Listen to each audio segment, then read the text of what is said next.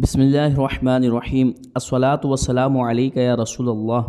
آج انشاءاللہ تبارک و تعالی ہم سند، متن اور ان کے ملحقات کے بارے میں سماعت کرنے کی سعادت حاصل کریں گے۔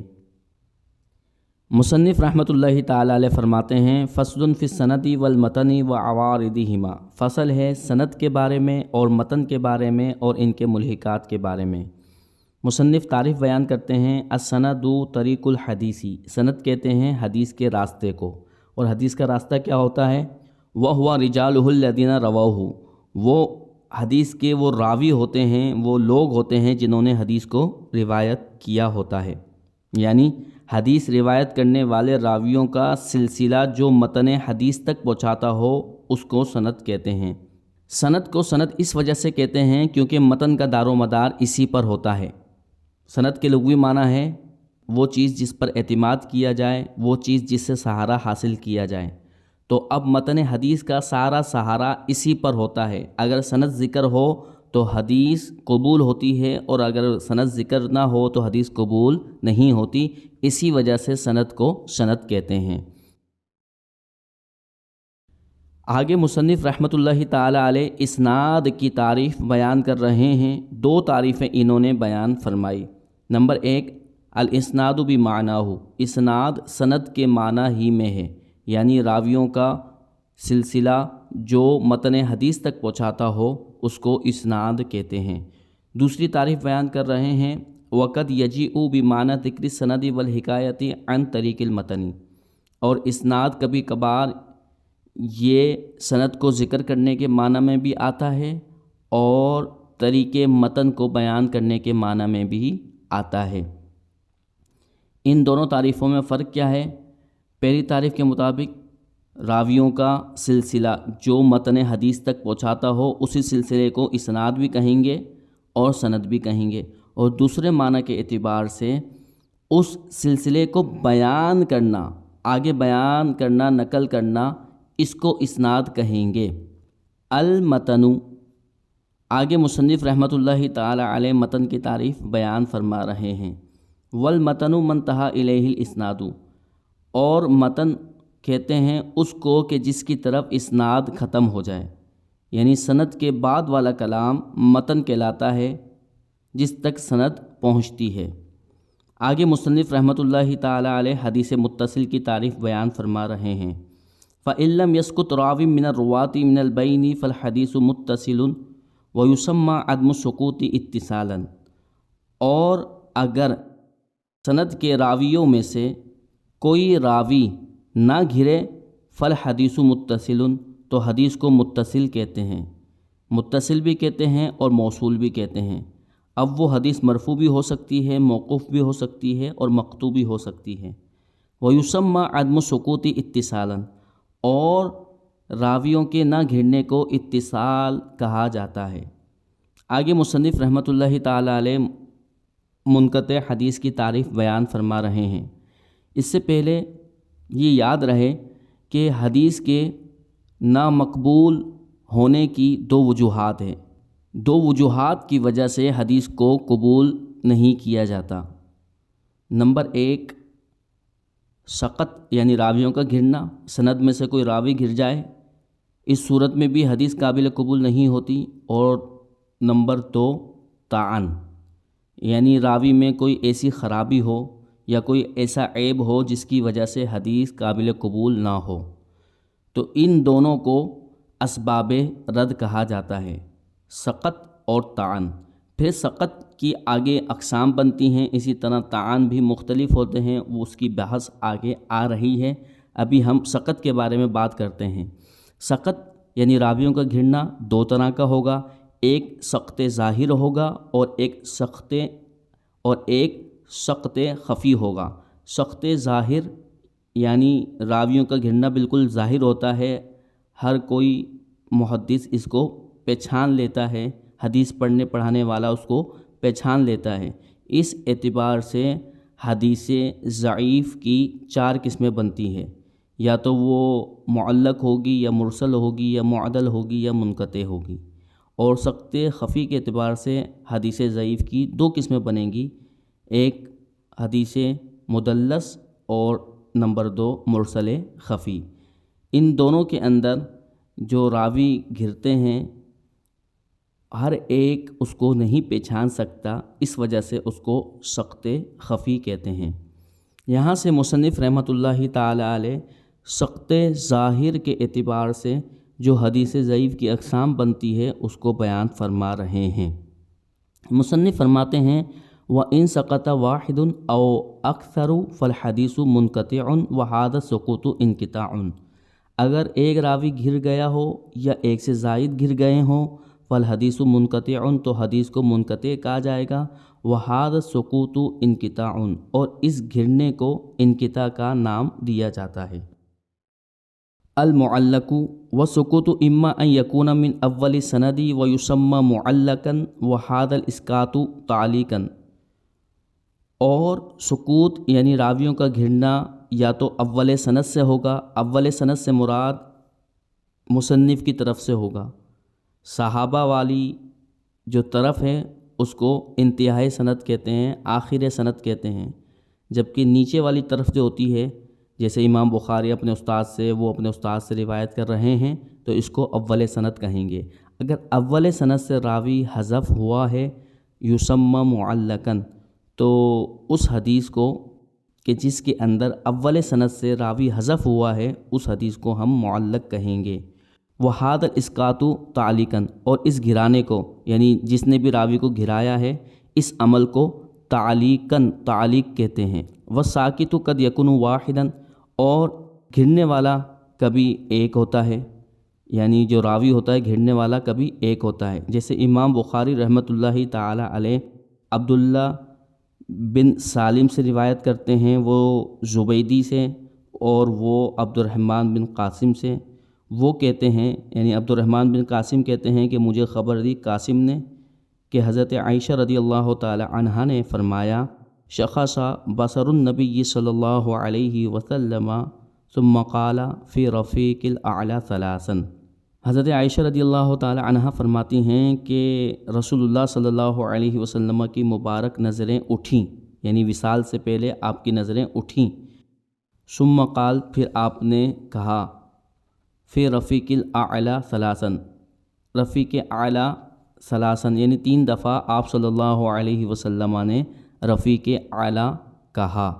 اب اس حدیث میں امام بخاری رحمۃ اللہ تعالی علیہ نے ایک راوی کو ابتدائی سند سے حذف کر دیا، یعنی اپنے استاد کو جن سے انہوں نے یہ حدیث سنی ہے، کیونکہ عبداللہ بن سالم سے امام بخاری رحمۃ اللہ تعالی علیہ حدیث ایک واسطے کے ذریعے لیتے ہیں، یعنی بیچ میں ایک واسطہ ہوتا ہے جو انہوں نے یہاں پر ذکر نہیں کیا، اس کو راوی کو یہاں سے بیچ میں سے گھرا دیا، اس گرانے کو تعلیق کہتے ہیں اور اس حدیث کو معلق حدیث کہتے ہیں۔ لیکن چونکہ امام بخاری نے گھرایا ہے تو دیگر کتابوں کی معلق حدیث اور امام بخاری کی معلق حدیث میں فرق ہے، وہ انشاءاللہ تبارک و تعالی آگے گفتگو آ رہی ہے۔ تو وَالسَّاقِطُ قَدْ يَكُونُ وَاحِدًا، ساقط یعنی راوی گرنے والا راوی کبھی ایک ہوتا ہے، اور وَقَدْ يَكُونُ أَكْثَرَ، اور کبھی ایک سے زیادہ ہوتے ہیں۔ جیسے امام بخاری رحمۃ اللہ تعالی علیہ جب بھی یوں کہیں کہ قال الزہری، امام زہری نے یہ بات فرمائی، پھر امام زہری کے بعد آگے چاہے متصل راویوں کو لے کر آ جائیں تو وہ حدیث بھی معلق ہوگی، کیونکہ امام بخاری رحمۃ اللہ تعالی علیہ اس جگہ پر جب یہ فرمائیں کہ قال الزہری، یا تو امام بخاری رحمۃ اللہ تعالی علیہ 2 راویوں کو گھرا دیتے ہیں یا 3 راویوں کو گھرا دیتے ہیں۔ امام بخاری رحمۃ اللہ تعالی علیہ امام زہری سے 2 یا 3 واسطوں سے حدیث کو لیتے ہیں، تو جہاں بھی امام بخاری رحمۃ اللہ تعالی علیہ قال الزہری فرمائیں گے نتیجہ یہ نکلے گا کہ وہاں پر 2 یا 2 سے زیادہ راوی حذف کیے ہیں امام بخاری نے، یہ بھی حدیث معلق کہلائے گی۔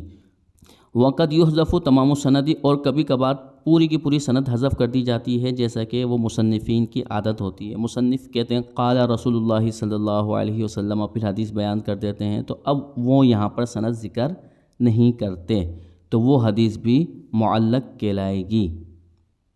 تعلیقات البخاری، امام بخاری کی تعلیقات۔ والتعلیقات کثیرۃ، امام بخاری رحمۃ اللہ تعالی علیہ کی عادت ہے جب حدیث کو بیان کرتے ہیں تو اس سے پہلے کوئی عنوان قائم کرتے ہیں، اسی عنوان کو ترجمۃ الباب کہا جاتا ہے۔ ترجمہ یہ واحد ہے، اس کی جمع تراجم آئے گی۔ تو امام بخاری رحمۃ اللہ تعالی علیہ کے تراجم بخاری کے اندر بہت ساری معلق حدیثیں ذکر ہیں، جن کو تعلیقات بھی کہا جاتا ہے۔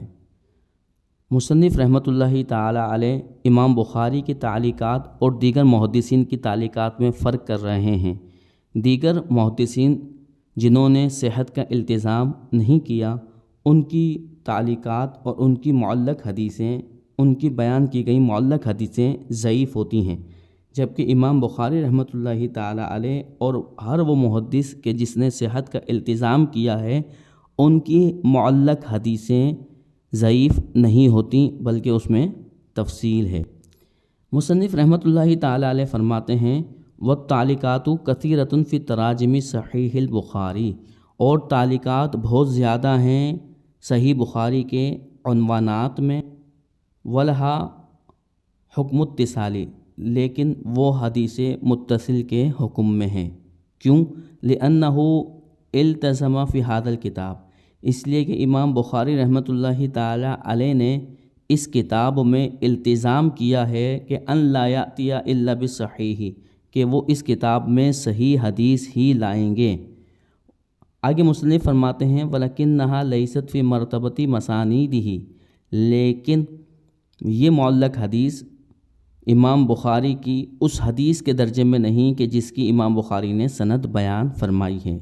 إِلَّا مَا ذَكَرَ مِنْهَا مُسْنَدًا فِي مَوْضِعٍ آخَرَ مِنْ كِتَابِهِ، مگر وہ معلق حدیث، اب امام بخاری رحمۃ اللہ تعالی علیہ ایک جگہ ایک حدیث کو معلق ذکر کرتے ہیں اور دوسری جگہ اسی کو مسند ذکر کر دیتے ہیں، تو یہ والی معلق مسند کے قائم مقام ہے۔